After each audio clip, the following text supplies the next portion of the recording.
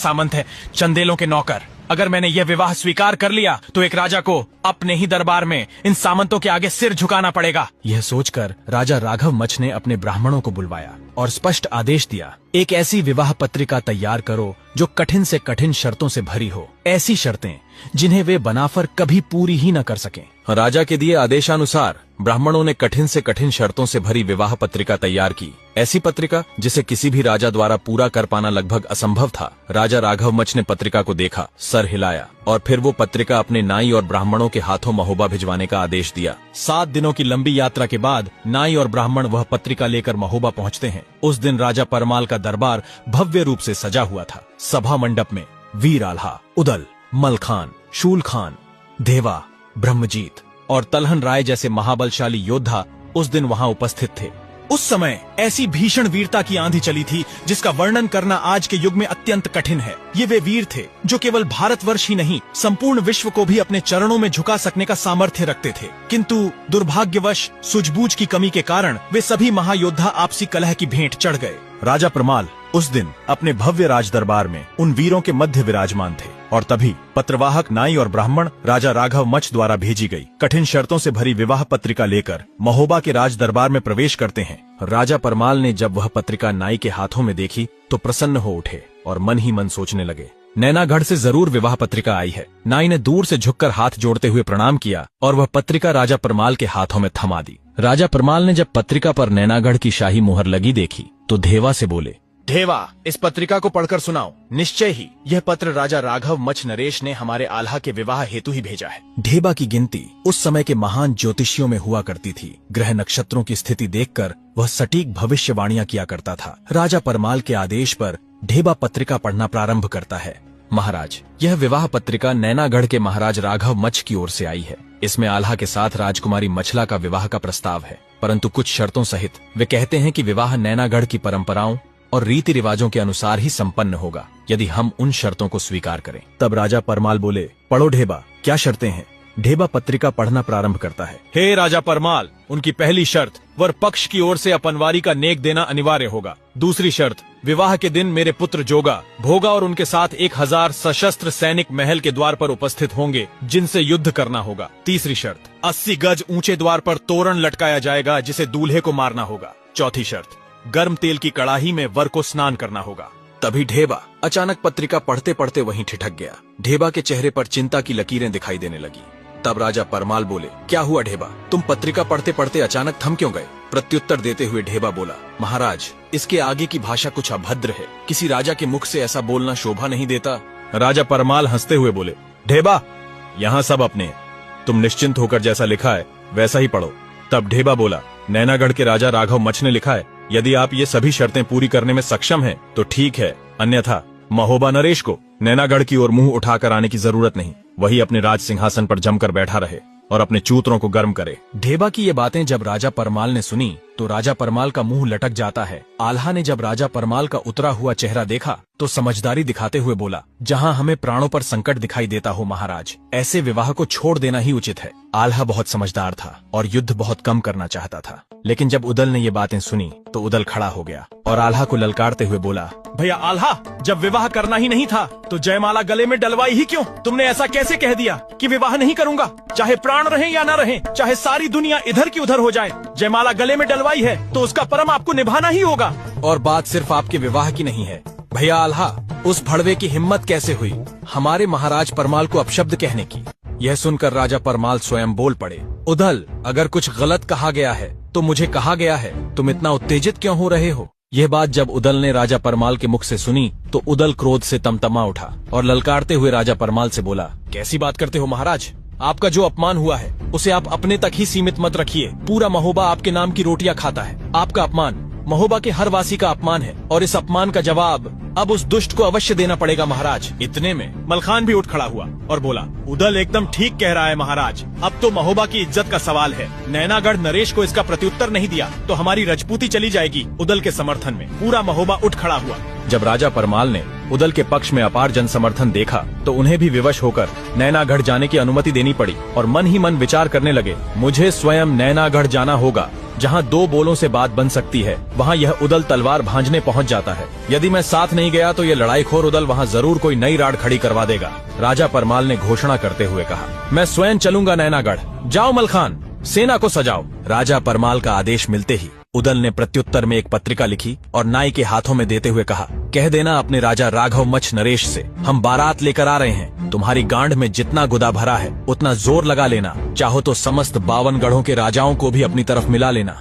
हम आ रहे हैं। राजकुमारी मछला का विवाह होगा और वो भी मेरे भाई आल्हा के साथ। इधर महलों में मलखान ने भी युद्ध का डंका बजवा दिया। जब रानी मल्हना ने वह डंके की गूंज सुनी तो उन्होंने तुरंत मलखान को महलों में बुलवा लिया। रानी मल्हना ने पूछा, मलखाने, ये महलों में तुम्हारा डंका क्यों बज रहा है? मलखान ने हाथ जोड़कर सिर नवाकर उत्तर दिया, माते, हमारा दल नैनागढ़ पर चढ़ाई करने की तैयारी कर रहा है। नैनागढ़ के महाराज राघव मच्छ नरेश की विवाह पत्रिका आई है और उनकी पुत्री पहले ही हमारे बड़े भ्राता आल्हा के गले में जयमाला डाल चुकी है। अब हम नैनागढ़ की शर्तों के अधीन विवाह को संपन्न करके ही लौटेंगे। जब रानी मल्हना ने मलखान के मुख से युद्ध की बातें सुनी तो वे विचलित हो उठी। उन्होंने तुरंत ढेबा को महलों में बुलवाया और कहा, हे ढेबा, जब तुमने उस समय सगुन शास्त्र देखा था तो उसी के आधार पर ही मांडवगढ़ को विजित किया गया था। अब तुम बताओ, क्या नैनागढ़ में भी जीत होगी? ढेबा ने अपना सगुन शास्त्र देखा और कुछ देर ध्यान मग्न रहने के बाद बोला, माता, मेरा ज्योतिष यही कहता है, नैनागढ़ में अवश्य विजय होगी। आप मंगलाचार गाने की तैयारी कीजिए, ब्राह्मणों को बुलवाइए और हमारे भाई आल्हा को दूल्हा बनाइए। जब रानी मल्हना ने यह सुना तो वे प्रसन्न हो गईं। उन्होंने तुरंत समस्त महोबा गढ़ में निमंत्रण भिजवा दिया। सभी महोबा की नारियां एकत्र होकर राजमहल की ओर चल पड़ी और वीर आल्हा को दूल्हा बनाया जाने लगा। आल्हा के अंगों पर हल्दी लगाई,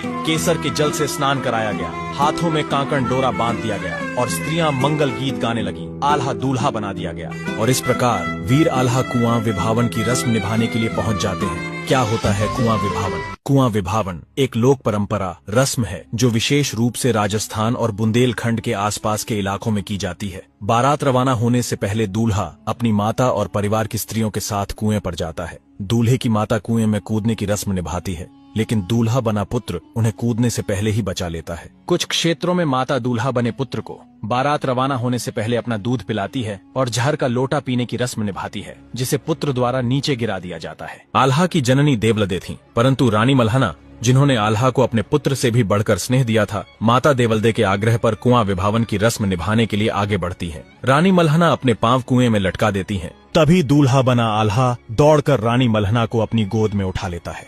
धर्म माता ने आल्हा को आशीर्वाद देते हुए कहा, पुत्र, मेरे दूध की लाज रखना। जाओ पुत्र, तुम्हारी विजय हो। और उधर महोबा का एक से बढ़कर एक वीर योद्धा अपनी ढाल तलवार बांधकर रण के लिए तैयार होने लगा। आल्हा ने अपनी तीनों माताओं के चरण स्पर्श किए। फिर राजा परमाल की आज्ञा लेकर आल्हा अपने करलिया घोड़े पर सवार होने के बजाय दूल्हे की शोभा बढ़ाने वाली पालकी में विराजमान हुए। उधर वीर मलखान अपने पप्पहिया घोड़े पर सवार हुए। चाचा तलहन राय भी अपने सिरगा नामक घोड़े पर 22 पराक्रमी पुत्रों सहित रण के लिए तैयार हो जाते हैं। 30,000 की महोबिया सेना ढाल तलवारों से सुसज्जित होकर नैनागढ़ की ओर कूच करने को तैयार हो गई। उदल ने अपने बेंदुल घोड़े पर चढ़कर प्रचंड हुंकार भरी और इस प्रकार महोबा की यह वीर सेना वीर आल्हा की बारात लेकर नैनागढ़ की ओर कूच कर जाती है। इधर उदल द्वारा लिखी पत्रिका लेकर दूत नैनागढ़ के राज दरबार में पहुंच जाता है। जब महाराज राघव मच्छ ने वह पत्रिका पढ़ी तो उनके चेहरे पर क्रोध की लाली छा गई। तत्काल उन्होंने अपने दोनों पुत्रों जोगा और भोगा को राज दरबार में बुलवाया और गरजते हुए बोले, सुनो मेरे शूरवीर पुत्रों, यह महोबा का उद्दंड उदल हमें सीधी चुनौती दे रहा है। वो बनाफर नैनागढ़ पर चढ़ाई करने की तैयारी में है। सुन लो, उन दुष्टों को ऐसी मार लगाना कि दोबारा कभी नैनागढ़ की ओर मुंह उठाने का साहस न करें। तब जोगा बोला, पिताश्री, आप निश्चिंत रहें, एक भी बनाफर नैनागढ़ की धरती से जीवित लौटकर नहीं जाएगा। मैं आज ही हमारे मित्र राज्यों को संदेश भेजता हूँ, वे अवश्य नैनागढ़ की सहायता को आएंगे। जोगा भोगा ने तत्काल अपने सभी मित्र राज्यों की ओर दूत रवाना कर दिए, परंतु जो राजा आल्हा उदल की अपार शक्ति और पराक्रम से परिचित थे, उन्होंने दूतों के समक्ष हाथ जोड़कर क्षमा मांगी और नैनागढ़ की सहायता को आने से इनकार कर दिया। एक राजा ने कहा, यदि मुझे पृथ्वीराज चौहान से भी युद्ध करना पड़े तो मैं नैनागढ़ की ओर से खड़ा हो जाता, लेकिन आल्हा उदलों से युद्ध करना मानो सिंह के मुंह में हाथ डालने जैसा है। आल्हा तो महाबली है ही, लेकिन उसका छोटा भाई उदल, वो तो मारता कम है और घसीटता ज्यादा है। मित्र होने के नाते मैं यही सलाह दे सकता हूँ नैनागढ़ नरेश को महोबा वालों से युद्ध करने की भूल मत कीजिए। सम्मान पूर्वक अपनी कन्या का विवाह कर दीजिए, इसी में नैनागढ़ की भलाई है। इसके बाद दूत वहां से निकलकर पाटन के राजा पूरणमल के पास जा पहुंचा। पाटन का राजा पूरणमल नैनागढ़ नरेश राघव मच का रिश्ते में साला लगता था। जैसे ही राजा पूरणमल ने आक्रमण की खबर सुनी, उसका चेहरा क्रोध से तमतमा उठा। अपने नेत्र लाल कर लिए और बोला, बनाफरों की इतनी हिम्मत, ये नैनागढ़ पर चढ़ाई का दुस्साहस करें और मेरी भांजी मछला के साथ बलपूर्वक विवाह की बातें करें। राजा ने आदेश दिया, सेनापति तत्काल सेना तैयार करो, आज ही हमें नैनागढ़ की ओर कूच करना है। और इसी आदेश के साथ पाटन का राजा पूरणमल अपनी 6000 सैनिकों की सेना लेकर नैनागढ़ पहुंच जाता है। उधर महोबा की सेना भी मार्ग में विश्राम करते हुए 12 दिनों की मंजिल तय करने के पश्चात नैनागढ़ की सीमाओं में प्रवेश कर गई। इधर नैनागढ़ नरेश राघव मच्छ अपने मंत्रियों संग युद्ध की चर्चा कर ही रहे थे कि तभी अचानक 30,000 की महोबिया सेनाओं की हाथियों और घोड़ों की टापों से नैनागढ़ की धरती थर्रा उठी। नैनागढ़ के राज दरबार में भूचाल आ गया। दरबारी और मंत्रीगण अपनी कुर्सियों से नीचे गिर पड़े, कुछ तो भयवश कुर्सियों पर ही दुबक कर बैठ गए। घबराए राजा राघव मच्छ बोले, जोगा भोगा तुरंत धुरे पर जाकर देखो, ये कौन सी बला हमारे राज्य पर आन पड़ी है। जोगा भोगा जब धुरे पर पहुँचे तो उन्होंने देखा कि महोबा से 8 कोस की दूरी पर बनाफरों का विशाल कटक छाया हुआ है। सैनिक अपनी अपनी ढाल तलवार उतारकर विश्राम कर रहे हैं और शेष सैनिक सेना के लिए तंबू डेरा गाड़ रहे हैं। महोबा की पताका लहराती देख जोगा भोगा शीघ्रता से महलों में लौट आए और राजा को सूचना दी, पिताश्री, महोबा की सेना हमारी सीमाओं में प्रवेश कर चुकी है। जब राजा राघव मच्छ ने यह बात सुनी तो उनके नेत्र क्रोध से लाल हो उठे। उन्होंने अपने मंत्रियों से कहा, तैयार रहो, कल कोई नेगी विवाह की अपनवारी लेकर आएगा और जो भी यह अपनवारी लेकर आएगा वह यहाँ से जीवित नहीं लौटना चाहिए। उधर महोबा की सेना अपनी ढाल तलवारें उतारकर विश्राम कर रही थी। चारों ओर ऊंचे ऊंचे तंबू खड़े हो गए थे। सेनाओं के लिए भोजन बनना शुरू हो गया था। अब महोबा की सेना नैनागढ़ की सीमाओं में प्रवेश कर चुकी थी। कुछ सैनिक रात्रि विश्राम की तैयारी करने लगे, जबकि कुछ योद्धा आपस में आगामी युद्ध की चर्चा करने लगे। अगले दिन राजा परमाल अपने मंत्रियों संग राज दरबार में मंत्रणा कर रहे थे। किसे भेजा जाए नैनागढ़ विवाह की अपनवारी लेकर। राजा बोले, इसके लिए हमें एक विशेष प्रशिक्षित नेगी चाहिए जो हजारों की सेना से अकेले युद्ध करने का सामर्थ्य रखता हो। राजा परमाल की ये बात जब दरबार में बैठे सभी नेगियों ने सुनी तो सबकी गर्दनें झुक गईं। किसी में साहस न था कि वह इस कार्य के लिए आगे आए। राजा परमाल ने जब यह दृश्य देखा तो व्यंग्य भरे स्वर में बोले, क्या महोबा में अब कोई ऐसा नेगी जीवित नहीं बचा जो अपनवारी के नेक पर जा सके। तभी ढेबा आगे बढ़ा, हाथ जोड़कर बोला, महाराज, मैं एक ऐसे वीर को जानता हूँ जो इस अपनवारी का नेक चुका सकता है। उसका नाम है रूपणबारी। महाराज, वह कोई साधारण योद्धा नहीं बल्कि रणभूमि का परखा हुआ रणभट है। उसकी वीरता के जलवे हम मांडवगढ़ के युद्ध में देख चुके हैं। वह अकेला ही 100 योद्धाओं पर भारी पड़ता है। महाराज, इस कार्य को यदि कोई पूरा कर सकता है तो वह केवल रूपणबारी ही है। वही एक योद्धा है जो वहाँ से जीवित लौट सकता है। जब ये बात राजा परमाल ने सुनी तो उन्होंने रूपनबारी को राज दरबार में बुलवाया। रूपनबारी ने हाथ जोड़कर सिर नवाया और कहा, मुझे किस लिए याद किया महाराज। तभी वीर मलखान ने आगे बढ़कर कहा, महोबा के हे महान वीर योद्धा रूपण, तुम्हें नैनागढ़ आल्हा के विवाह की अपनवारी लेकर जाना है। मलखान की बात सुनते ही रूपण घबरा गया और शीश नवाकर बोला, हे वीर मलखान, अपनवारी के नेग में तो प्राणों का संकट होता है। मैं कभी भी अपनवारी का नेग लेकर नहीं गया। यहाँ तो और भी बड़े बड़े रणभट नेगी आए हुए हैं। महाराज, आप उन्हें भेज दीजिए, मैं तो केवल एक साधारण सा नेगी हूँ। यह सुनकर उदल बोला, रूपण, हमने तुम्हें कभी नेगी नहीं समझा। तुम तो हमारे भाई हो और जो इंसान अपने भाइयों के खातिर शीश कटाने को तैयार हो उसका यश सदा गाया जाता रहा है। आल्हा का विवाह रोज रोज नहीं होने वाला। रूपण। उदल की बातें सुन रूपण ने अपने देवता मनिया देव का स्मरण किया और अपनवारी के नेक के लिए स्वयं को तैयार कर लिया। रूपण मलखान से निवेदन कर बोला, दादा, मुझे आप आल्हा वाला कर लिया घोड़ा दे दीजिए और अपनी ढाल तलवार दे दीजिए। मैं ही इस अपनवारी को लेकर जाऊंगा। रूपणबारी की यह बात सुनकर मलखान ने कर लिया घोड़े को सजा दिया और अपनी ढाल, तलवार, बख्तर और कवच देकर रूपणबारी को तैयार कर दिया।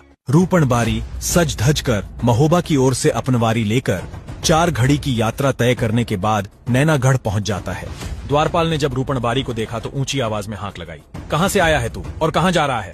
द्वारपाल की बात सुनकर रूपण बोला, मैं महोबा की ओर से वीर आल्हा की अपनवारी लेकर आया हूँ। द्वारपाल, तुम शीघ्र जाकर